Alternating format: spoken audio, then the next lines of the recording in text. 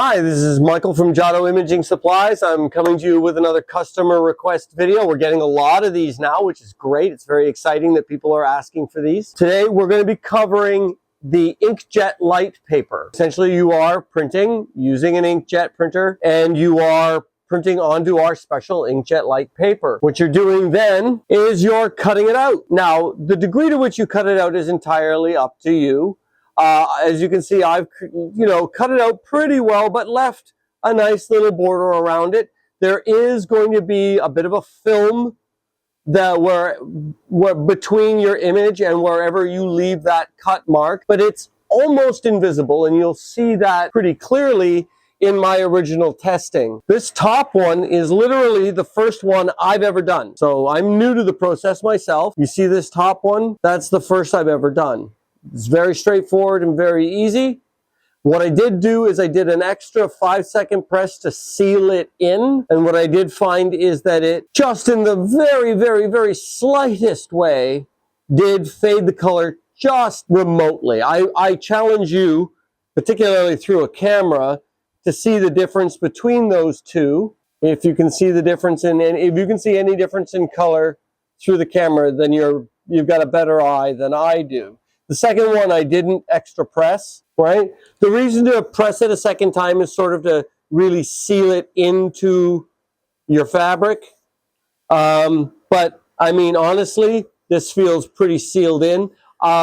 People who do this regularly tell me, though, that extra pressing step is important. So what are the instructions for this after I've gone ahead and printed it and gone ahead and cut it out? Well, the first step is going to be to get your press up to 375 for 25 seconds, and then do a pre-press. The pre-press is for two reasons. First, you want to really flatten out your image area so that there's no wrinkles. You're not going to be struggling against something like that.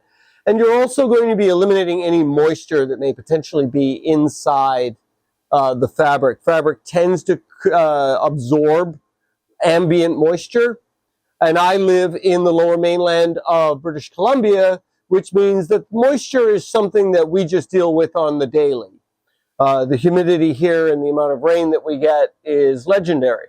All right, so we're going to toss that in, and we're going to say, yeah, give me a few seconds to flatten this out nice and eliminate moisture. I could run it for the entire 25 seconds, but that's not really necessary for this purpose.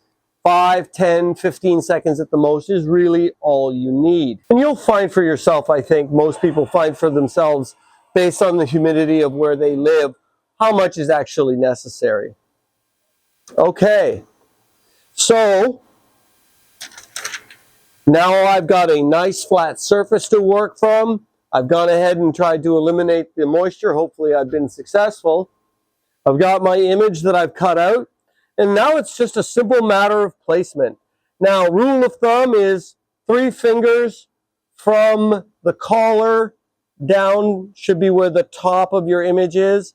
And you, of course, want to try and center it side to side. This is a test, so I'm not going to spend a bunch of time worrying about whether or not I've got it perfectly center or not.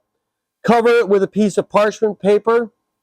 That's just to protect the t-shirt and protect the image from the direct heat of the press. The pressure is on the high side of medium, or really it's the low side of heavy pressure. It's not quite the pressure you would use for a DTF. 25 seconds at 375.